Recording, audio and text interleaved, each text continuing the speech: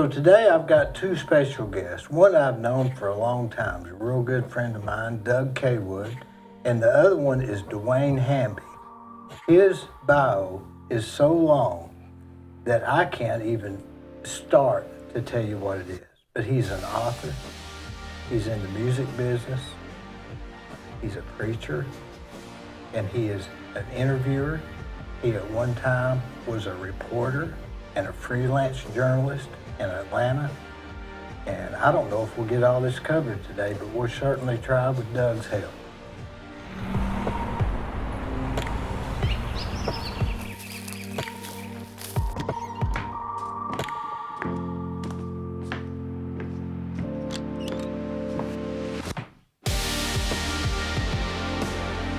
They didn't have it, did Yeah.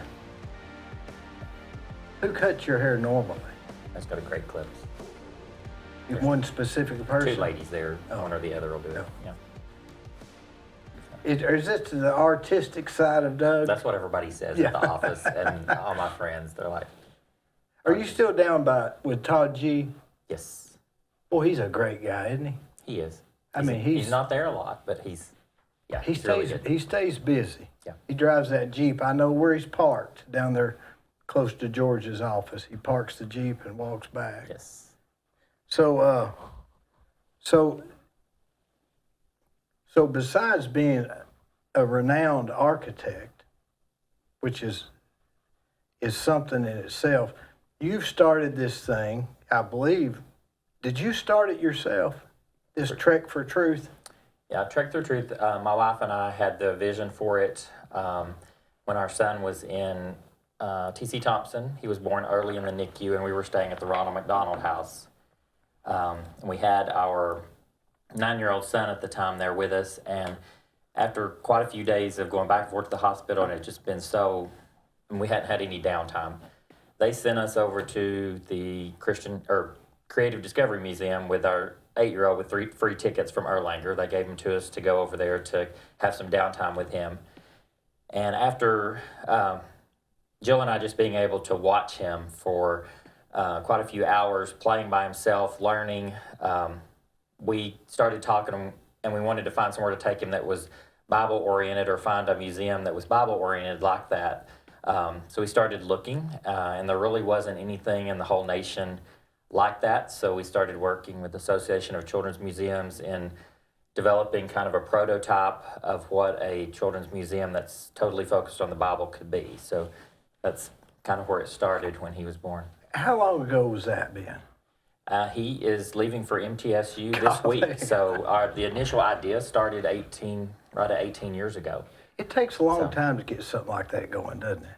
It has. We've done a lot of planning, a lot of development, a lot of traveling across the nation, looking at children's museums, and then got to the point that it got more than we could do, and that's where DeWayne came into the picture as executive director, us interviewing for that position, and with his background, we thought it was really a good fit at this time of how we could take it to the next step of development. Well, what about Trek for Truth? How did you come? Was that like one of the four names you were going to give it, or how did you arrive at that?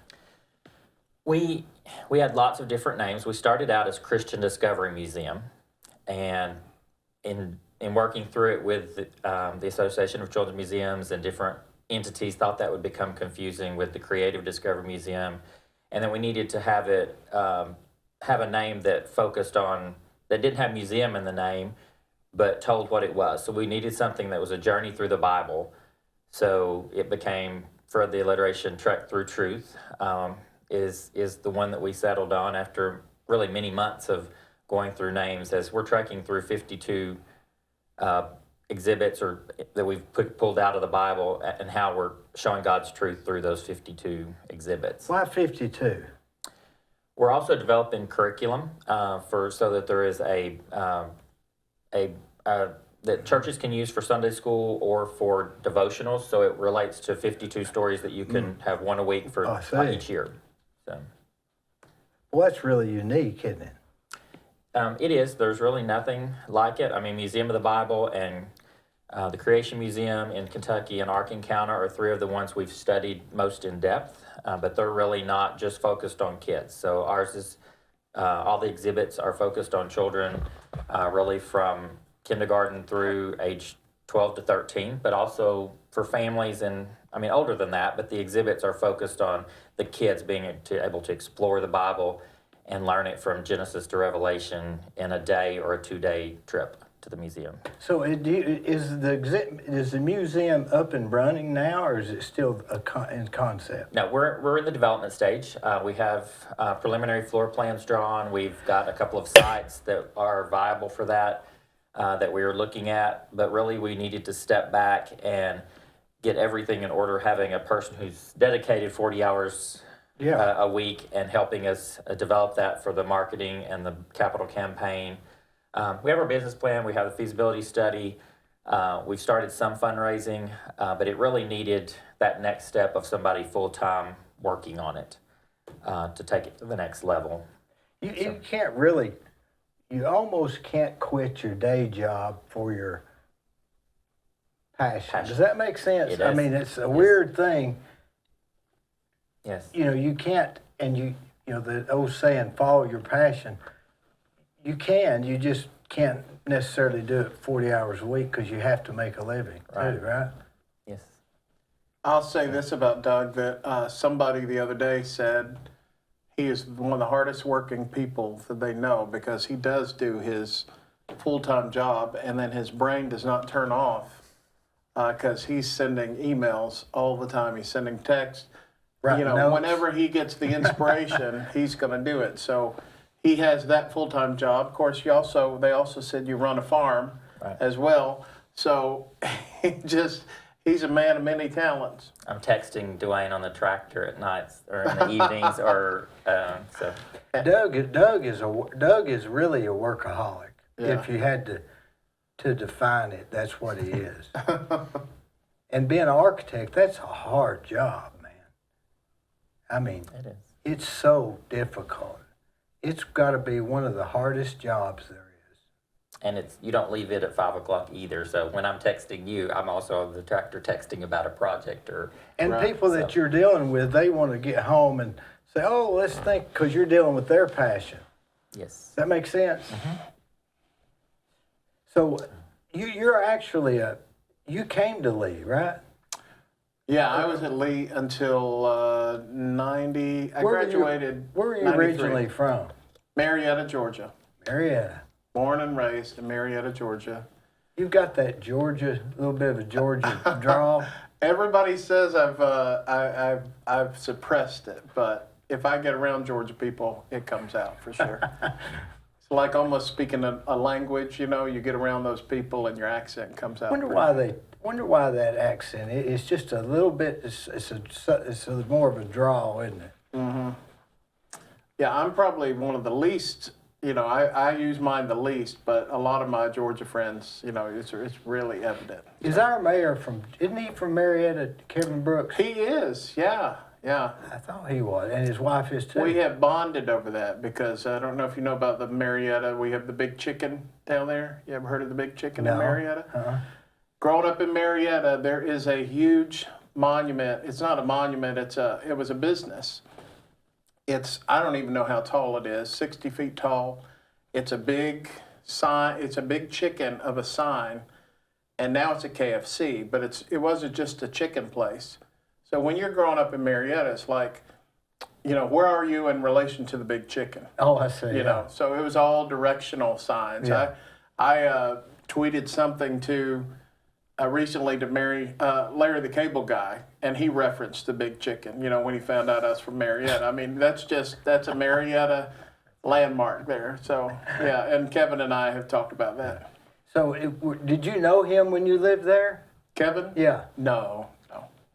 Just through Lee. He was the alumni coordinator after he had graduated, after I had graduated, and we connected. I worked for a little while over Brooks Screen Prints, and he came in to do some shirts or something and just connected with me about, you know, the alumni support, joining the alumni coordinator, you know, joining the alumni association. And we just connected, and, super nice guy. I think that's probably the first time I had a conversation with him, but we've always connected since then. Were you connected with the Church of God, and that's why you came to Lee? I was connected with the Church of God of Prophecy, and that's why I came to Tomlinson Oh. before it closed. Oh. I was here for 2 years at Tomlinson. Stay at the dorms? I did. I stayed in the dorms for 2 years. And then I went home for a semester. I was going to go to Kennesaw State, finish out my education. I didn't get my transcripts in time, so I was going to have to sit out the semester anyway. And that semester, I just decided I want to go back to Cleveland. I want to go to Lee. Some of my friends are there. It's not going to be exactly like Tomlinson, but it'll be fun. And I think by that time, Tomlinson was closing. I think that was their last semester. What was sad when that closed? Was it kind of the end of an era? It was, yeah. They had 150, 200 students, and it's a very close-knit community. It was almost, some people said it's like going to school at youth camp. We did go to school, and I didn't lag behind as far as, studies or whatever. When I went to Lee, I didn't have to catch up on anything. As a matter of fact, they said, you've really, knocked out a lot of your basics before and then I can concentrate on my major when I was there. So it was a good school. It was. I loved it. Wonder why they had to close down. Just operational costs, really. You just have to be big, I guess. It has to, yeah. I mean, there's a make or break moment.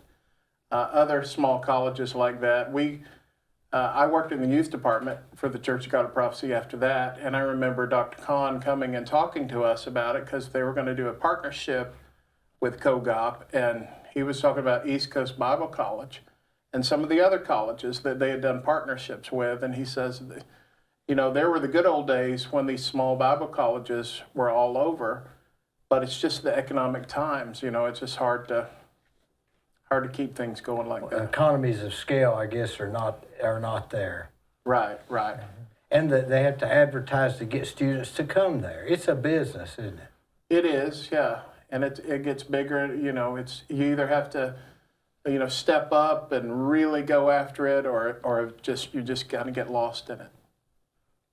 So with Lee, what did you graduate in? Communications. I was there when they first built the Dixon Center.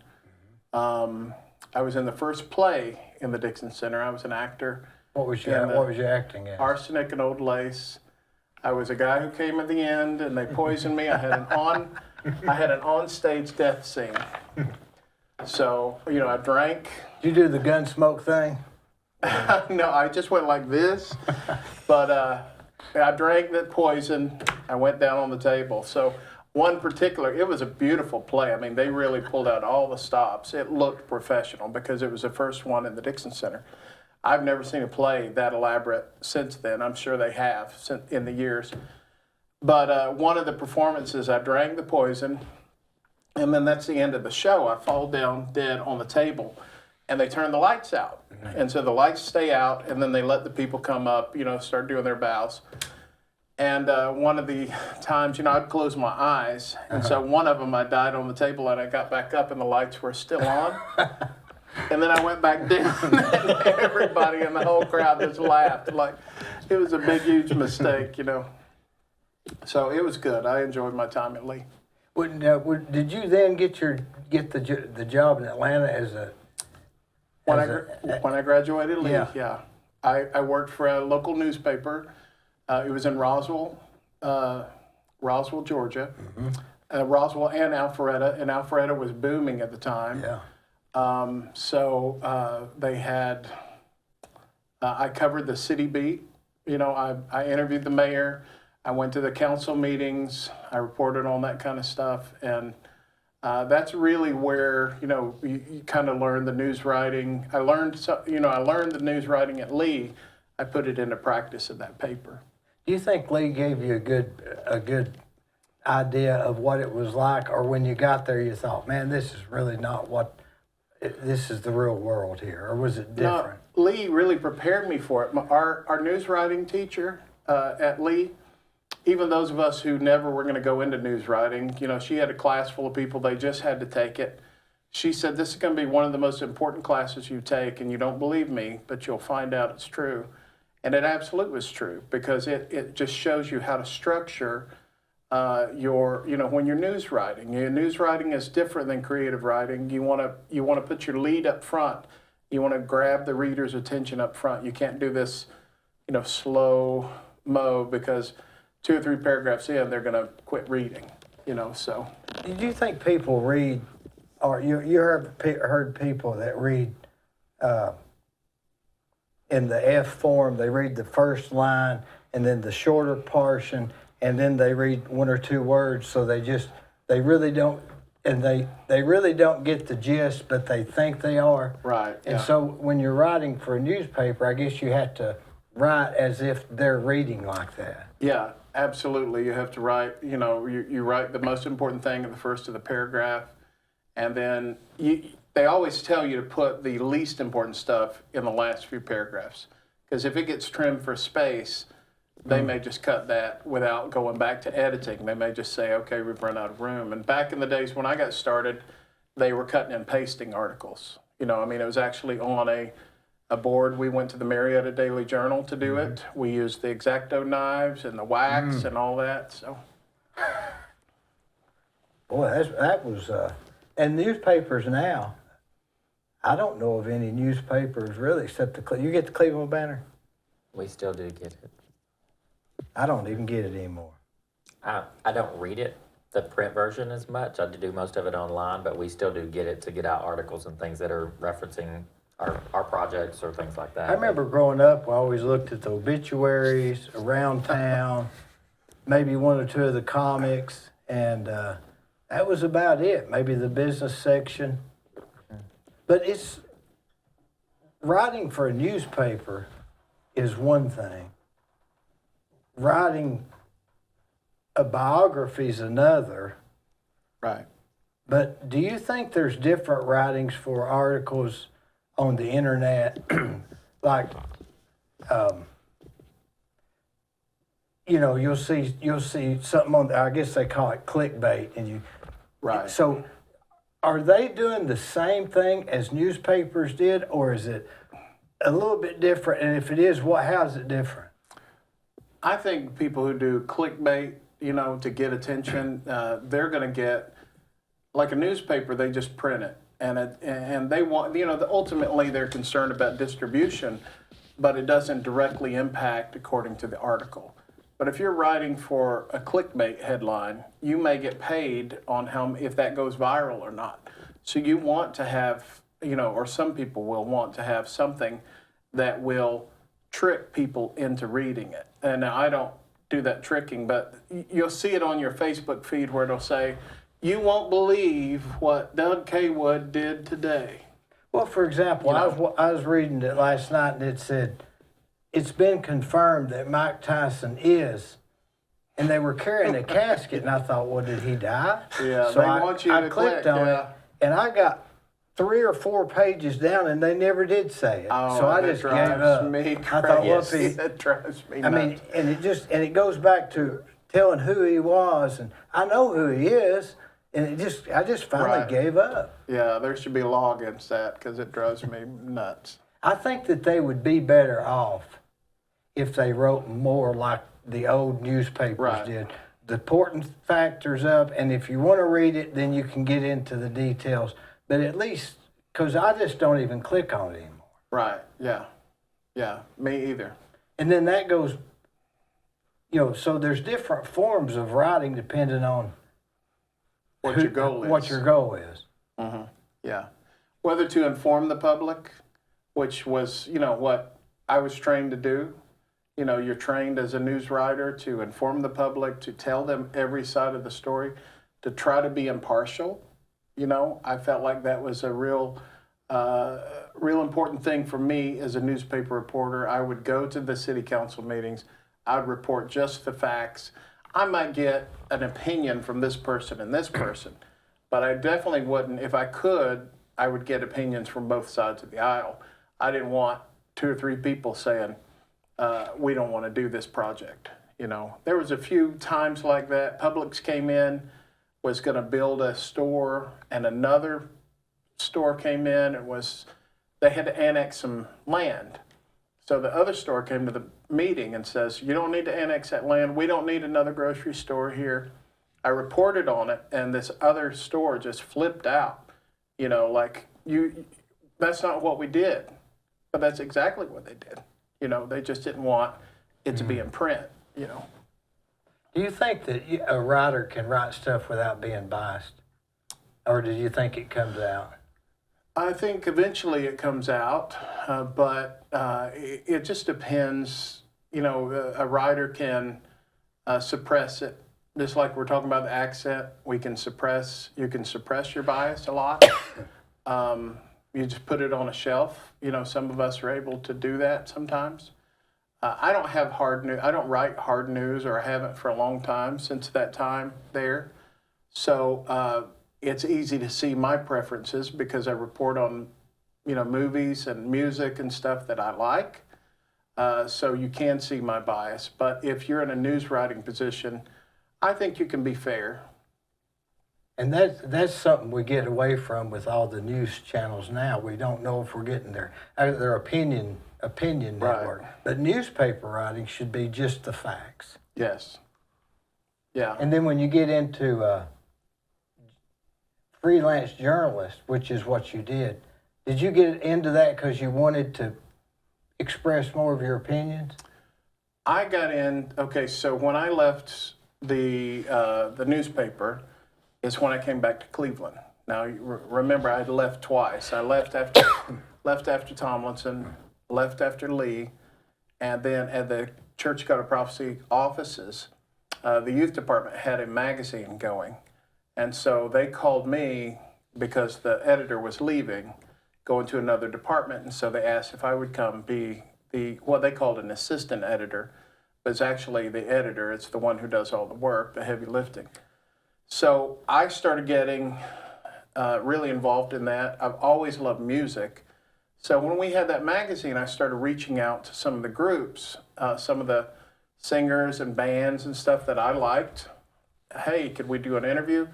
I didn't know how easy it would be. I didn't know how responsive they would be, but they did. I mean, I just started getting interviews with people who were big heroes of mine musically growing up. Was it all pretty much religious oriented? It was Christian, but through the years, it's spilled over into, you know, mainstream people. You know? I noticed you interviewed like the Backstreet Boys. Brian Luttrell. Yeah. So was that have been a Christian interview or? It was. He was a Christian, and he was coming out with his first Christian record. Oh. When the Backstreet Boys were kind of on hiatus. Mm-hmm. So a lot of the mainstream people that I interviewed, it was when they did a gospel project. Brenda Lee, Amy Grant. Amy Grant. But Brenda Lee did a gospel project. Randy Travis did a gospel project. I talked to him, and Billy Ray Cyrus. Even this Billy week, Ray Cyrus did a. He did a gospel record. Is that right? Yeah.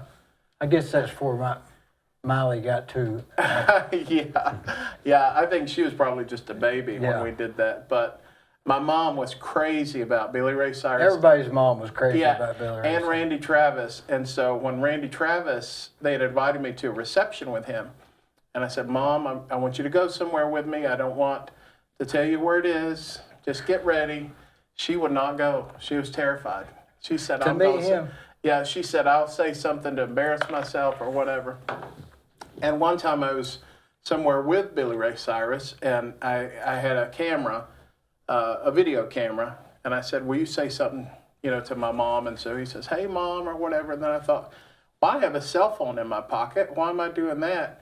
So I just called Mom up, and I said, Billy, would you talk to her on the phone? And so he said, hey, her name was Tommy Joe. Hey, Tommy Joe, I'm standing here with your son. And she said, who is this? Billy Ray Cyrus? She said, it is not Billy Ray Cyrus. He said, it is. I'm standing here with your son. So, yeah, I love doing stuff like that. What was he like?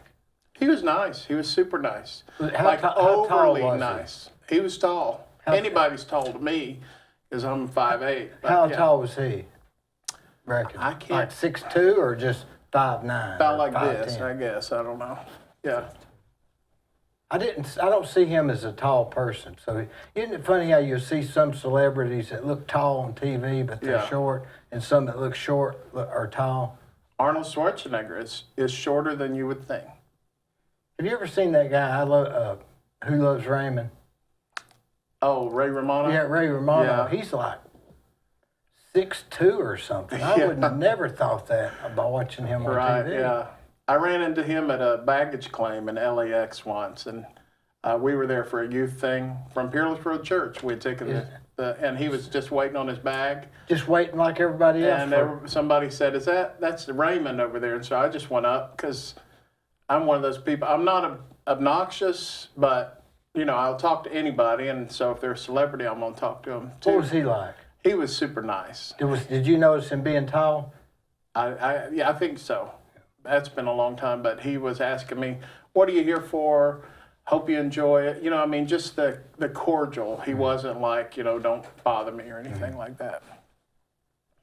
It was fun. I'd like to be famous like that. Would you, Doug? I don't know. It'd be Doug is famous like No. that. What are you talking about? no, no, Doug, you ever get tired of doing architectural work? no, because every project's really different. I don't do a lot of drawing now. Most of my work is working with the clients and working with new owners and getting new jobs. So that's the part I like, meeting people and going to board meetings and just interacting with So you don't have to schools. go sit behind the desk as much. No, I'm not behind the desk much at all. So I really enjoy it. So you have people in at the Knoxville office that does a lot of the drawings. Yeah, we've got one full-time besides myself here in Cleveland now, and then we have 18 or 19 in Knoxville. So I'm using 2 or 3 different teams on different projects consistently. How many would you say you're working on right now as some form of the process? From talking with them to doing punch list. We have over between 20 and 30 projects at Boy, some that's form a lot. right now. They ever get mixed up in your head? Sometimes, but it's. Most of them are. We typically try to have a balance of things that are projects that are starting, projects that are under construction, projects that are finishing up. We have a lot that are just starting now, so that's really hard on the team. Of everything's going to be in construction at one time. Yeah. Or And near- some so- may fall out, yes, and some may come in, so you don't even Right. know. So, and some get to the end of it and the funding's not there, so it waits a while. So it just varies. I sometimes get the jobs confused. I called here a while back, I called the termite guy and I said, hey, Fred, I need you to treat this house. And he said, Dee? And I said, yeah. He said, you realize you just called me 30 minutes ago and asked me that same thing? I had no idea that I had already called him 30 minutes ago. Every time our exterminator calls, they say, it's time for your annual inspection. They just called this past week, quarterly inspection, and I said, for which property? Yeah. Because we Right. I don't know which project or which property it is. So they out every time they call. So you don't have that problem with your business. See, me and Doug, we have to keep all these separate things. You don't have that problem. No, but I have kids at home, so I don't know if that counts. I got small kids, so. Well, we do too. So it's a different world keeping up. you've got all your interviews and I still do everything, so- interviews. I still do freelancing. So who would you do freelancing for? Is that the I have a webpage that goes, there's a site called Pathos.com. isn't Yes. that like one of the largest religious organizations? Pathos is, yes. It's the largest religious website of all religions. Now, there may be a bigger one that just focuses on evangelicals or whatever. Pathos has hubs in a bunch of different religions, but our entertainment side of it is mostly evangelical or Catholic or, Christian based. And so I write for the entertainment page of that. How many, they have subscribers or is that on? It's clicks. They have 20 million clicks a year. A month. A month. Yeah. You get to see, so the clicks, do you get to see how many playthroughs or whatever they call? Or? Yeah. Yeah, you can see the statistics on your pages. I never know how they, how they know that, because somebody might come back and watch, and I can track the playthroughs, and that's Right. supposed to be 95%. But how do they know if you didn't go to this computer or that computer? Is it all I wonder if it's IPO address, IP specific, Yeah. perhaps. They'll say, typically on that, they'll say something like unique visits. So unique visits mean separate computer, separate IP. Is or that whatever. organic or is that different than unique? There's Organic, I think, means the reach of it. Like if you're talking about on social media, social media, their metrics are organic, which means word of mouth. And then they have a paid reach.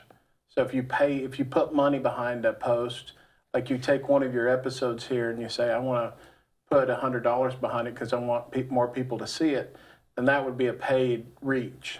And you say, wow, it went to 5,000 people. Yeah. But organic, if it's unpaid, then that would say, oh, I hit 5,000 organic. How much more could, if I put some money behind it, then they would say the paid reach. And that would be on Facebook, right? That's correct, yeah. But then you've got, is Pathos on Facebook and YouTube? Facebook, their social media only reflects what the site is. The main focus is the site. So their social media just promotes people to go to the website.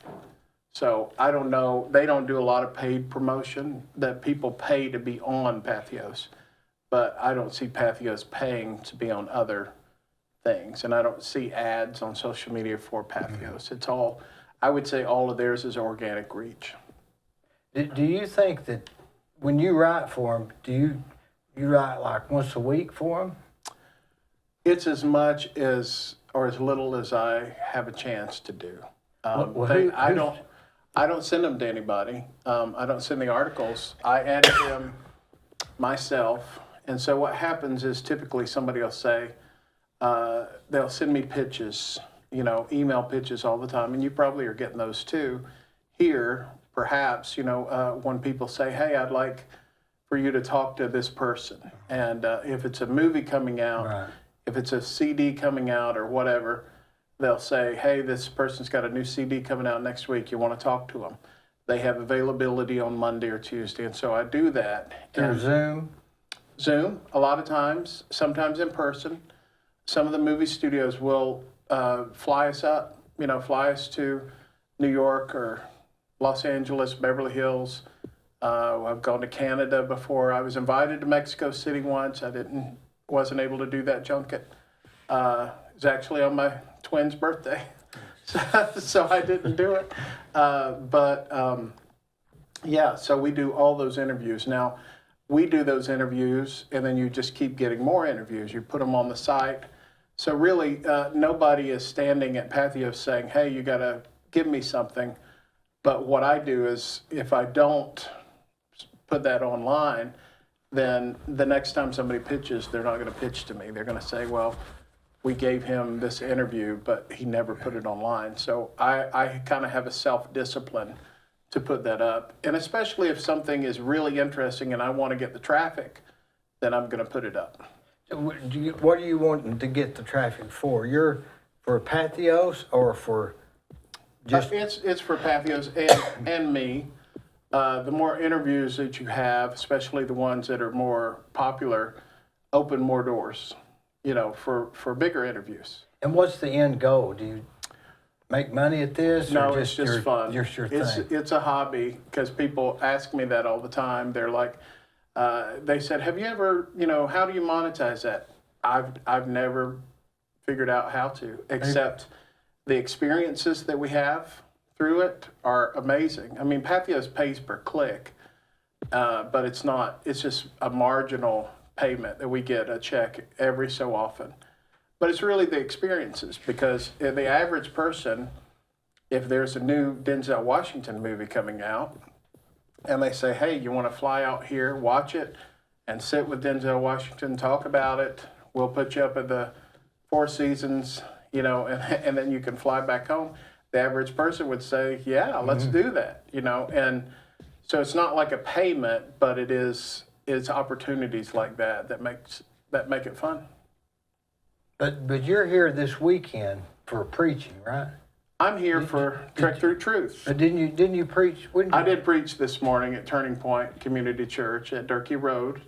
My friend Dr. Carden, Dr. H.E. Carden, is a pastor there.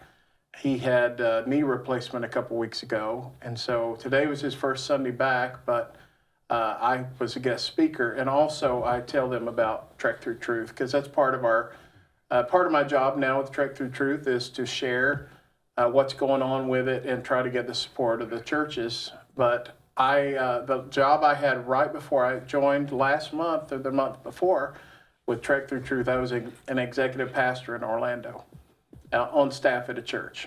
So I did preaching down there, I taught, and then, all the administrative duties of a church. Does this put you back in Cleveland the third time? Am I thinking right? It would be more than that. It would probably be more than that. You keep ending up here, don't you? I know. You know Wes Seepin, don't you? Do you know Wes? I don't think so. He's a musician, local musician. He's really talented. And I spent some time with him one day, and he says he has a theory that there's a bungee cord on the back of people when they leave Cleveland, and if it's meant to be, they don't come back. But if it's not meant to be, that cord just pulls them back. Have you ever run into people that don't know you've ever left? Oh, They don't even know that you've left. Oh, yeah, all the time. You just don't even bring it up. They're just like, where you been? Like if they haven't seen me at church or something. What'd you preach on this morning? I preached on the passage of Scripture where John the Baptist is in prison, and he asks them to ask Jesus, are you the one, or should we look for another? And so I used that to talk about basically the people who are looking for hope in this world.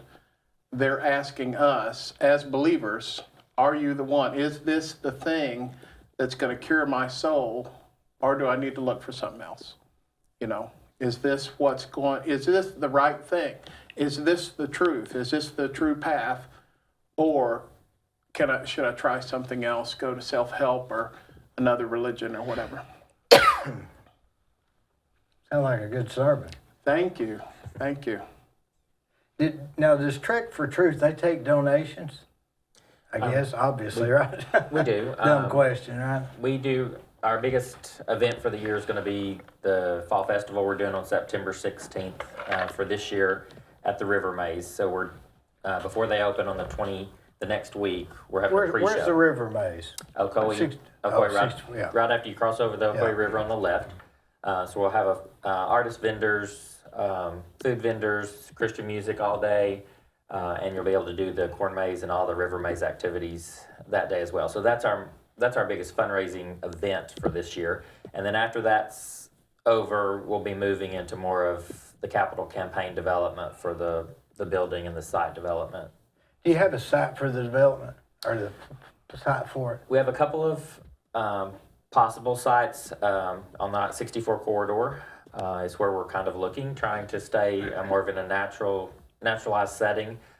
We want it to be indoor, outdoor activities for trails. So there's teaching opportunities for petting zoos, outdoor development as much as the inside.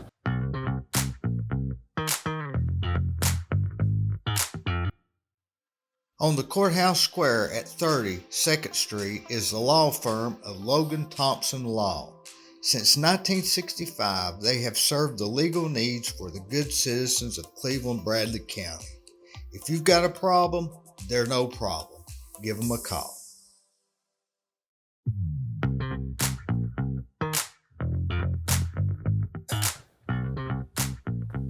It's hard to find a site for something like that because you got to go.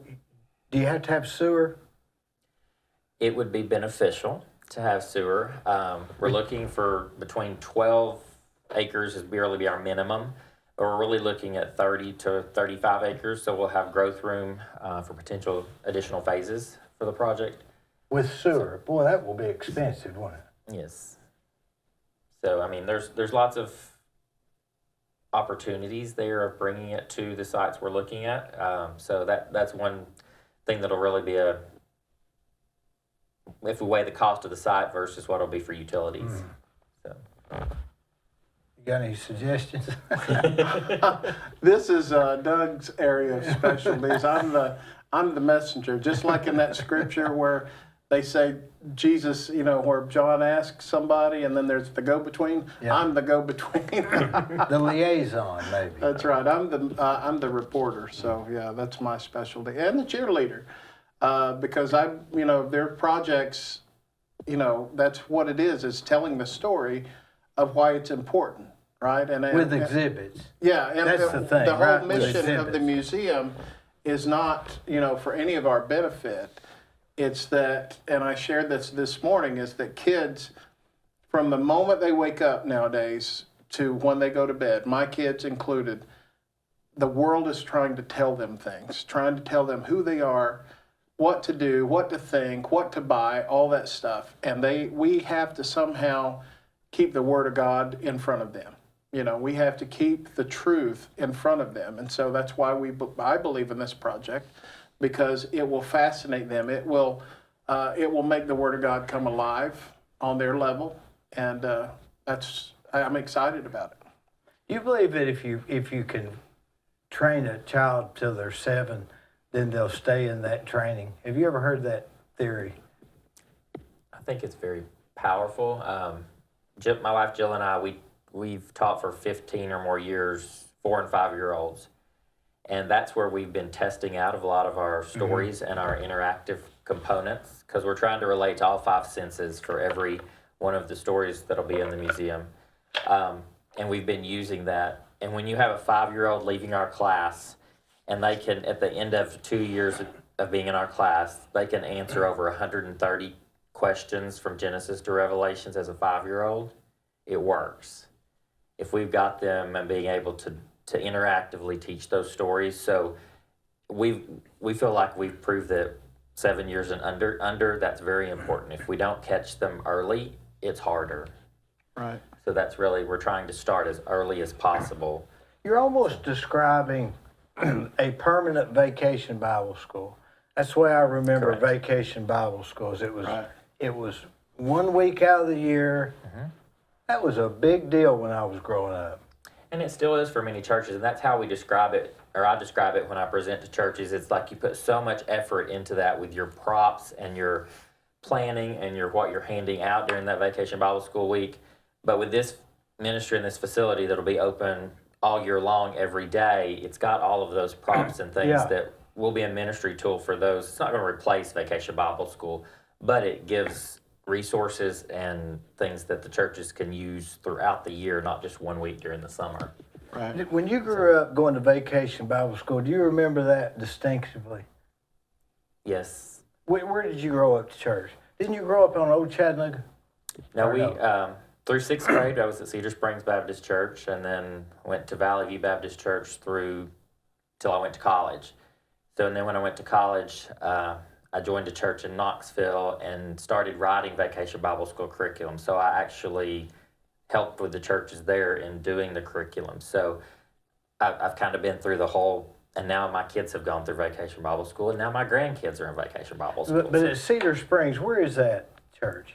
it's off of Cedar Springs Road. Cedar Springs South- Church Road? or- Church Road. Yeah. So you go down Spring Place, Mhm. take a left at the old, used to be an old convenience store Convenience on the store right. there. Remember Yes, that? yes. Is it still? I don't The even know. if building's still there. It's just an old white building. Isn't it? Yes, yes. So I grew up, I could see Cedar Springs Church from our house. I grew up on Cedar Springs Road. So that's How far after you take a left on Spring Place did you grow up? probably a quarter mile On the left or right? on the right. My uncle built, me and my uncle, I was 17, we built a house on the left, a little bitty house on Cedar Springs Church Road. That was just real close to where you live. Right next to the apartments. Right next to the apartment. We owned the apartments, so that was You my owned the dad's- apartments. Yes. There were like 3 units or 4 We had maybe? 4 units right Four next to the units. house. Yes. They were real neat, always kept neat. And we built that little bitty, it was a farmer's home house. Yes. So where is the church from there? It's just right past it. I mean, if you go less than a quarter mile, you can see it on the right. Still going away Toward from. Ladd Springs. Yeah, Mhm. towards Ladd Springs. So the Vacation Bible School then was like 7 days, wasn't it? I was a remember full it being, week. it was a full week, and they always had, you know, cookies afterwards. Yeah, I always have food and games and the story and. Yeah, And it was of the evenings. And you always had to invite a friend, did you? Yes, you got stuff for inviting friends. Some churches do them still during the day now, so you got Yeah, the that's- opportunity. That changed everything, though, didn't it? They started going down to 4 days a week, and I don't even know if every church does that. Did you have that when you were growing up in Georgia? We did, and we actually, the church I'm still connected to in Orlando, we just did VBS last month. Was it during the day or of an evening? It was at night, it was Wednesday, Thursday, Friday, and then we did a celebration on Saturday afternoon. But what compelled the Vacation Bible Schools to go from a full week to abbreviated? Is that a sign of where we're going? I think our schedules are busier nowadays. When I grew up, anything the church did, there wasn't much else going on. So every time the church doors were open, I mean, I was in a youth group when I was 15 or 16. And on Monday night, we had prayer meeting. Tuesday night, we had a concert ministry at our church. Wednesday night, we had our regular Wednesday night. Thursday night, they opened the gym. And Friday night, we would go to another town if they were having service, like a revival service. or Well, they whatever. wore y'all out, didn't they? You couldn't get away with that now with parents. You know, I mean, it's just if kids play ball now, they have so many Yeah, things. I they're remember involved when in. they used to not have ball games on Wednesday nights because most people went to church. And now they have them on Remember that? Sunday mornings. You know, they have them. Yeah, soccer on Sunday afternoons. Yeah, So, a lot of changes. right. So their schedules are more crowded, and we actually extended it because last year we did Wednesday, Thursday, and Friday was a celebration. So we did move it an extra day this year. Did Wednesday night church, somebody said they didn't have that before that started during the Civil War they were called prayer meetings because they'd pray for the troops. Oh, really? Yeah, and prior to that, they didn't have Wednesday nights. Have you heard that? I mean, it makes sense, but I'm not. I have heard that, you know, some historical reports were that a pastor would pastor several congregations, especially out in the rural areas, and they would only Circuit. They would only meet with that church every few weeks. So some churches didn't even have church every Sunday. They would only meet when that preacher was The in circuit, town. yeah. Yeah. So, that's I grew up- fascinating. I grew up going Sunday morning, Sunday night, and Wednesday night. Me too. I mean, Sunday mornings, Sunday school, Sunday night, and Wednesday night. Yeah. And it's just so hard now. I mean, everybody's so busy. You'd almost go broke if you went to all of them trying to keep up with your regular job. Right. Yeah. I miss Sunday night. You know, it was a big part. 'cause- Did COVID do away with that? No, it was gone. Most churches I know is gone 10 years before COVID. Well, I heard some history on that. I don't know if it's right or not. They said that back then they would have to travel by horse and buggy to church, and they would just stay there. They would have lunch and then have another meeting. There you go. And then Yeah. go home because they It's a couldn't whole just day. drive like with a car. Right. So when they started driving, then they started going back home. And so now, what's the point in going and stopping and going back? Right. See, we still have Sunday morning, Sunday night, and Wednesday night, and then we have life groups meeting, men's meetings, women's meetings. I mean, almost every night of the week, there's still something available. And it's growing, which is interesting to me. Oh, yeah, I love that it's building more now than it was before COVID. And So- it doesn't make sense, does it, really, that why it should be growing? Because most places you'd think would start doing online. We started doing online, and then the attendance went down, but now it's actually surpassing what it was, like you're saying, and there's not a real reason why. I think I know for a lot of people at our church, it was for so long, you lost those relationships and the Community. person-to-person community feeling. And now that we started getting that back, it's just growing and people are wanting to develop those relationships and build the community within your church or sections of the church. Right. Does that Cedar Springs church, they still operating? They do. How many members do they have? Do you know? I don't know. If you went back to that church, would you feel just as home as you were back then? Or was that just years ago? We went back for probably 15 or 20 years because my grandparents went back there. So I would go to homecoming and different things when I was visiting them. But it's been years. So it would be like going back to a totally different Group, group. I would know a few of them. But I think it wouldn't take long to develop those home again. But we're in a lot bigger church now. They probably have 50, 60, 70, somewhere in that range. We're at 350 to 400. So we've kind of learned being in a bigger church, and more opportunities There's for more our kids. resources, for sure. Yes. So especially with the kids and the youth, that was important because we'll have 75 to 100 youth on Wednesday night now. So that was important That gives for our them a kids. group. Yes. I don't know what the answer is, but I know that one thing, COVID probably did away with some of the smaller churches. Because if you have 50, 60 members and you don't go for a while and they don't have the ability to do it really online, people get out of the habit, they go somewhere else. Next thing you know, they can't pay the light bill. Right. Yeah. We still have our online, and it's really helped for a lot of the shut-ins or people who are sick or in the hospital, to still keep them engaged. I think COVID really helped that part for our church. Do you think that early Christians went to church like this, or how did that evolve into a congregation place and a meeting place? Because they didn't have churches then; they just Met in were two or homes. three met They met in together. homes, yeah. Isn't that what it says? Where two or three meet gathered there, I am with you. Is that correct? The structure, that's right. The structure of church has changed. I think the original structure was you get together and you share what God has been speaking to you. And it was more of an interactive, it was more congregational, ministering to each other. I don't know the whole history of it, but I have read a little bit of it, and somehow it has changed into, somebody speaking, somebody up front speaking to the congregation. Being paid. Right. On Song salary, leader, they're yeah. paying the song leader. So, and that's how I grew up. There's nothing wrong with it, but I No. think the original idea was cell groups, like what Doug's talking about, a small group in a home, getting together, sharing, about the Lord. I went to this, where it was Tennessee, where I think it's the Amish community. What's the name of that? Is it Lawrenceburg, Tennessee? Oh, I don't know. Where is Amish? sure. There's Yeah. Amish here, though. But there's someone, it's either, I don't think it's Mennonites, I believe it's the Amish. Okay. And they're in Lawrenceburg, Tennessee, next to the state park. And me and my friend Grady Jones, you ever know Grady? I know who it is, yeah. He was a good friend of mine. Me and him, he was 92.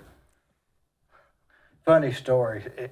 He was, we like to go do those things and visit those places just to talk to them. Right. So we went to Lawrenceburg, and he was 92. It's a true story.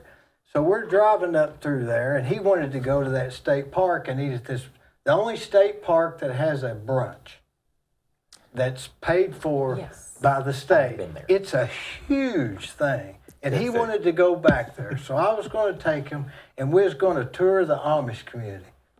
And so on the way up there, his daughter-in-law called him, and this is a true story. I mean, we got a motel room in Nashville, the whole 9 yards.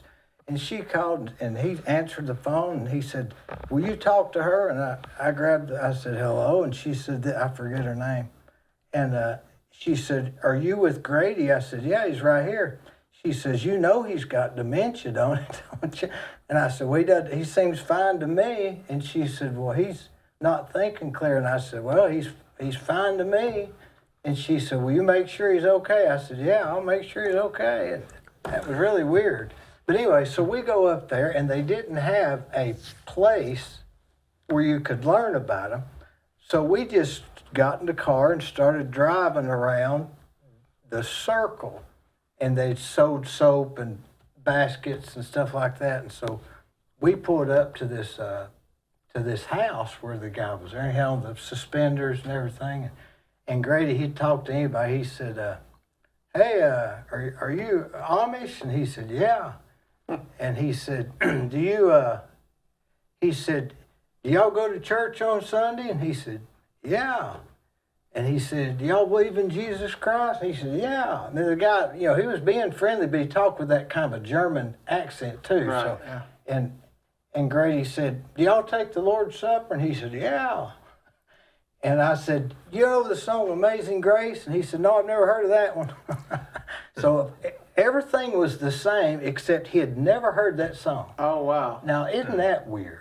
Mm-hmm. That's interesting. You'd thought that being the same in all those other areas, he'd know that song. Right. And before I left, I said, "Hey, why do y'all wear those clothes like that?" He says, "It's not religious, it's just tradition." So I thought that was a good answer. But anyway, I don't know how I got off on that. But Well, they don't listen to media at all. They don't have No. electronic. And so if they haven't heard that song live Yeah. in their church, then they're not going to know it. If somebody hadn't come, and I can see where their circle is closed. Right. As far as that music. that was real interesting. I never will forget that. And then we went on another tour to the Shaker place up in Pleasantville, Kentucky, or something like that, or Paris, Kentucky. And the Shaker, they were doing the tour, and there's five Shakers left in the world at the time. That's probably 20 years ago, because they don't believe in procreation. Oh, wow. So, I mean, what do they expect? Wow. Wow. I believe it's Pleasant Hill is the name of the place.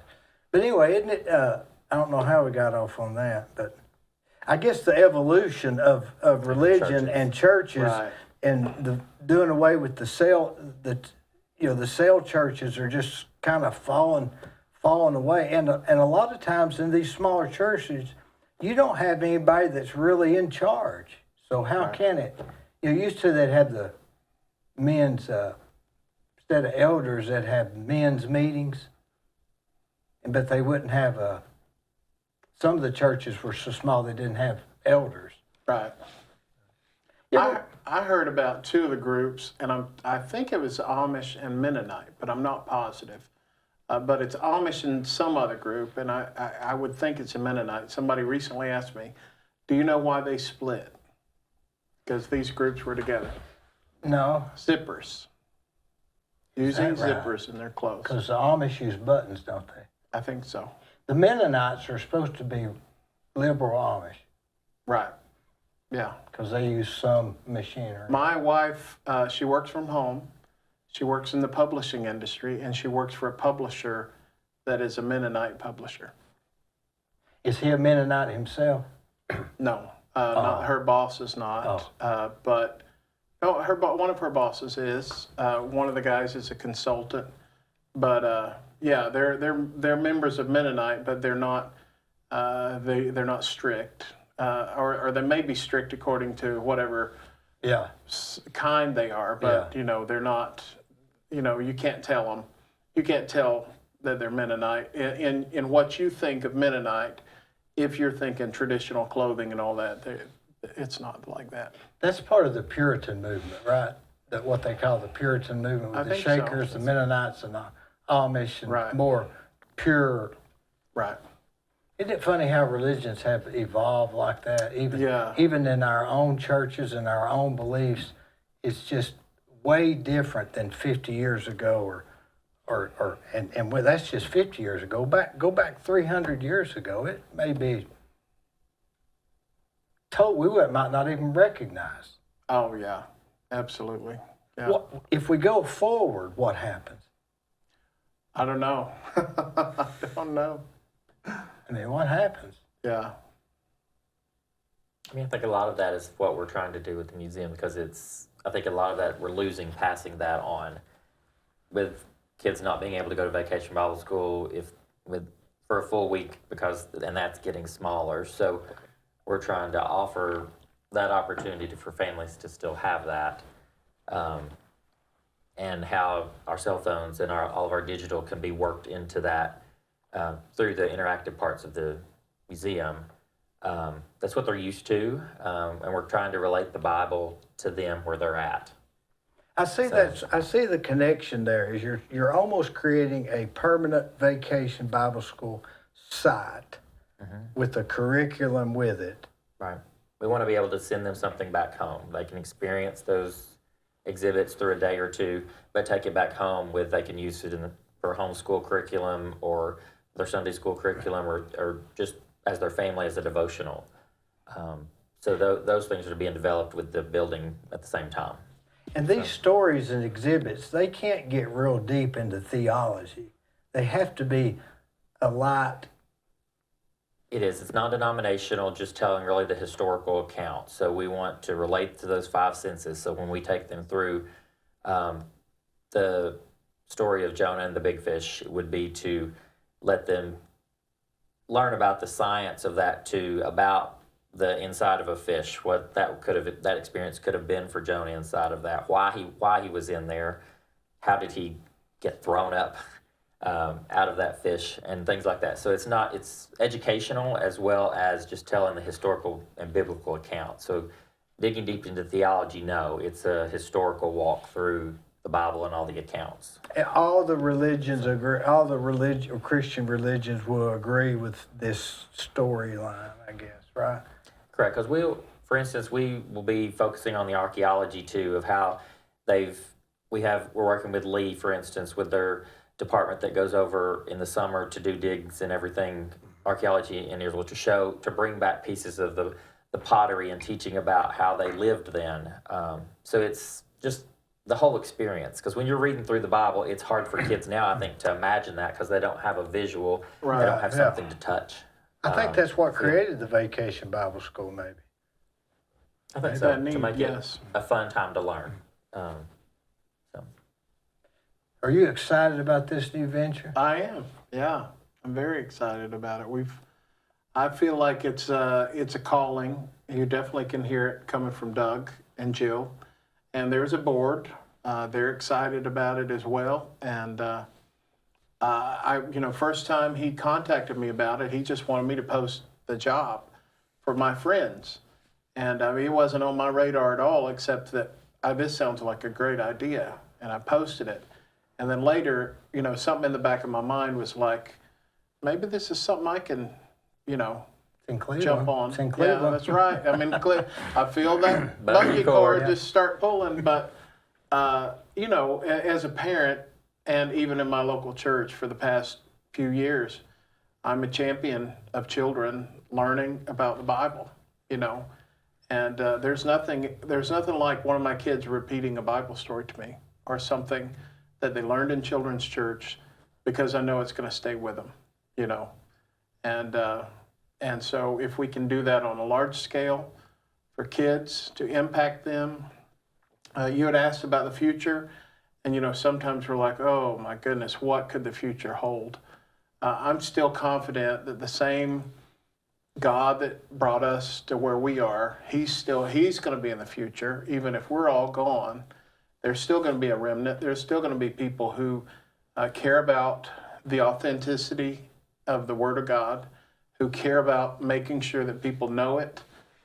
So that's the hope for the future, and we're trying to do our part to be stewards of the time He's given us and the resources that He's given us. It's a monumental task, but God knows no limit as far as His resources, and it's amazing what, I live in the backyard of Disney down there. It's amazing what people throw down on a family vacation down there. Have you been to Disney? Have you done a family twice, vacation? I think. And when you get the bill, or you're paying your hotel or whatever, it's just probably $5,000-6,000, isn't it? Oh yeah, some people. I read about people who stay there for 14 days, and I'm thinking, my goodness, that's I can't stay at home for 14 days. That's $300 a night, and just to stay in a room. Then you got your tickets, you got all that stuff. So You got to have Mickey Mouse come to the table. that's right. Yeah, you got to do that. You got to do the character dinners. Yeah, character So, dinner. Yeah, so the resources are out there. We have to tell the story. We have to let people know what we're doing about it, how exciting, and for them to be part of this project.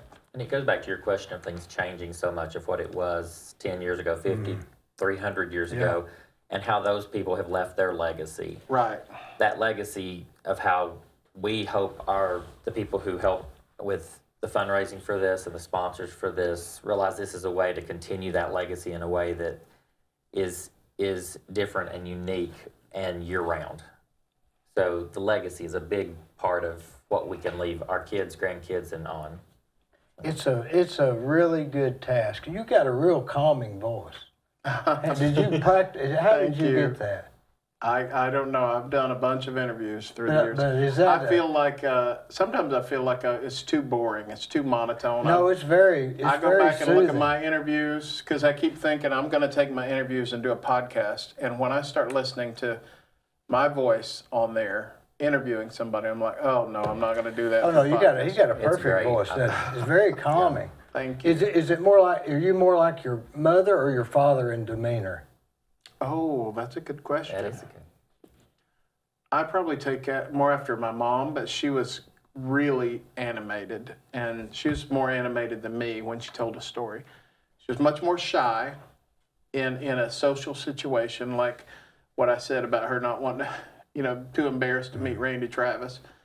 So I'm way more outgoing than her, but she could tell. I mean, when at family reunions or whatever, everybody wanted to sit around her. Is she Italian or Irish?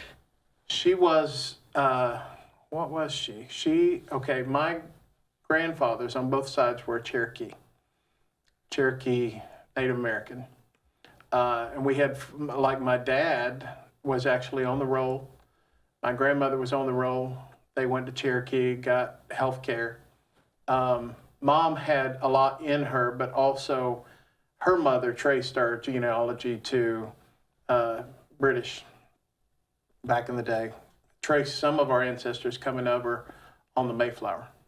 From where? From Britain? Yeah. So you're British Cherokee. Indian? Yeah. Were you I saying had Cherokee? ancestors on both sides of the Thanksgiving table. That's right. Well, Cherokee, does like Cherokee, North Carolina, or just Yes. this Cherokee region of? Do you North realize? Carolina, yeah. Well, that would be blue. That would be Copper Hill, and that whole area was all Cherokee. That's where my family come from. That's right. You're almost coming. You see what Back home. You yeah, see what just I'm keep saying? coming back home. There's a spirit here. My dad grew up around Turtletown. My Hanging mother. Dog. Was he from? You were Hanging Dog is right. No. Hanging Dog's right past Turtletown in North Carolina. Oh, okay. Got Hanging Dog, Turtletown, Ducktown, Copper Hill, Right. McCaysville. So mom grew up So in, your dad grew up in Turtletown. yes. And then he met her. She was from Postel, Ducktown, Copper Hill. Yeah. So From growing. Postel. Yeah. That's where they had the stagecoach stop, I believe. Oh, really? Yeah, Postel. Yeah, that's my family's all over those hills, I mean, there's less of them than there were, but both of my grandmothers lived there. Growing up, Christmas morning, after we opened our presents, we hit the road for the Copper Hill, Turtletown area so we could go see our grandparents on Which way Christmas. did you go to get there? Did you go through the mountains and through, do you remember? Originally, before 575 was built and that, they cut that road, we did back roads. I remember we stopped at some ice cream store that's back in the day before you had, you'd get those little cones. This place, right above Canton, they would put look like a pint of ice cream. And That's like Helen, Georgia. as a Put it little over in there. kid, it just really made an impression. It's funny that all these years later, that's what I remember. Might have been a Tom Thumb or one of those. Yeah. It was big for a little kid, and I begged to stop there every time. But we'd go through Blue Ridge. All those roads, everything up there is different now. Oh, yeah. But that's what we did. We drove up there all the time. It was a couple of hours from Marietta. My dad moved to Atlanta because he was an iron worker. My brothers were iron workers too. Where did they learn the iron industry? I don't know. I think my grandfather was. They too. might have been in the copper mines. Yeah. Now my grandfather worked in the copper mines. That's probably where they got the trade. Yeah. And then they heard a lot of work in Atlanta. Right. One summer, my dad went to Dallas, and he earned enough money there to buy a house in Marietta. He worked on the old Omni in Atlanta. He worked on the old. I think he worked on the old Fulton County Stadium. Those kind of places. When I was a kid. Is he still alive? No, he passed a few years ago. It was during COVID, but he didn't have COVID. He just passed Well, from. not that long ago. No. Did your grandmother and them still lived in Turtletown? They did, yeah. My Granny Hamby lived in Turtletown, right off the main road. Right when you're almost in North Carolina, right on the left. If I was with somebody, that's where Granny is. And my other granny lived in Postel, on the side of a mountain. Everything And in a little- Postel's about the side of a mountain. Yeah, a little Or holler. ravine, holler, yeah. She had a little holler. It had a little barn down there. At one point, they raised chickens. She had a smokehouse, and then she had a storm cellar in the side of the mountain. They were Cherokee Indian, weren't they? Yeah. That was... Boy, it's sort of strange how things evolve, isn't it? Yeah. Yeah. Well, I really hope that this goes good, Doug. I know you've been working on it a while, and it's been an uphill battle, I guess, hasn't it? It has. I mean, there's been a lot. Raising our kids, doing the farm, and having the architecture business. It's been not having somebody a consistent time. Yeah. It's not a project you can do on your lunch hour and in the evenings. So our board's realized that now, and with the leadership. How many's on the board? Right now we have 7 members besides myself on the board. We're looking to grow that. After our festival in September, we'll be looking at adding additional members to that.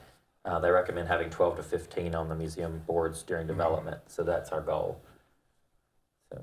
Yeah, and if you can get some people on there that have some skills and, maybe for some area churches, not to show that it's denominationalized, Right. that would help. Right. Right. Our current board's really been a planning team and a development team for getting the basic layout, what stories we're using. So, and now we're ready to move that to the next level of a full functioning board, rather than a planning or development team. In September, who's the band that's going to be playing? Oh, we've got we're going to have 7 or 8 through the day.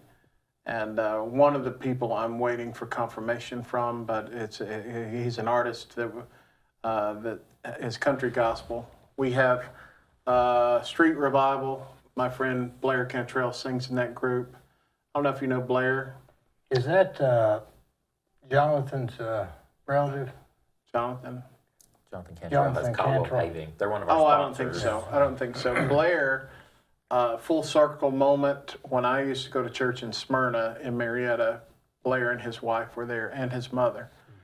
So we've had a connection forever. We're going to have other local. It's going to be mostly local people, but we're trying to get a few maybe from outside the norm. Can you get Amy Grant? I could ask her, but I may wait on something that, we're going to be kind of limited with our space there. For the And yeah, we might, at one point she does a lot of charity, and Dolly Right. does too. I'm not above asking her, and she's not above doing things, really nice things. But What's the difference between Amy Grant? What's the connection between Amy Grant and Vince Gill? they're married. Is that right? Yeah, they're married. I knew there was a connection, but They started singing together, and then they eventually married. They both were married, before. Well, just get them to come down and play a couple of songs and I get this know, thing yeah. kicked off. Vince is great. He is. I mean, he's not just talented, but he's funny. Every day, you have a minute, I'll tell you a funny story he told. I thought that was so funny. He said that he was on tour with the Eagles, because that's who he's singing with, the Eagles now, and this is their last tour, so they're retiring again. But he took over for Glenn Frey, and he said he was in Texas or something. He was eating at a Mexican restaurant, and he saw this guy in the corner booth, a cowboy, who just kind of kept staring at him. And he said, "Oh, I know what this is. Yeah. He knows who I am or whatever." And said the guy was eating, and he got up to leave, but he said he took the long way around to come by my table. He said, "Oh, here it goes. Say hey." And the guy come up to him and he said, "You know what? If Vince Gill gained 60 pounds, you'd be him." And Vince laughed and said, "Well, he did, and I am." That's great. He told us that at this taping. We went to a music taping for their Christmas thing that was on Hallmark Channel. Yeah. And it was so fun. Like they sang their stuff during the taping, but during the commercial breaks or whatever, while they're resetting, he would turn to some of us and laugh and all the, he kept saying, "I hope we get done in time to go buy Sonic," all that. He's just Well, I had a seemed guest like a on good here, guy. Ricky Crook. He's sort of in that entertainment thing. Oh, cool, yeah. And he knows him fairly well. He's just from Chattanooga. I just loved his sense of humor. I mean, of course, he's talented, but it says a lot. And Amy is funny too. I mean, it is endearing to me when you're telling somebody a story and they laugh when they're supposed to laugh, and she does. When we do interviews, she laughs the whole time. I liked her pop songs too. Oh yeah. I And mean, she had it. She had it at one time. she's very Real talented. And last year she was inducted into the Kennedy Center Honors. So that was a big deal for her. When she's in when they tapped her for that, she was inducted with U2, with Gladys Knight. Just to be inducted with YouTube is an honor, isn't it? To be at that level. It's huge. Yeah, Of course, they're not the same mindset. No. But I just thought it was a big honor for her. Listen, I wish y'all well, and I know one thing: Doug will not give up, and you, sir, are going to make this thing go. I hope so.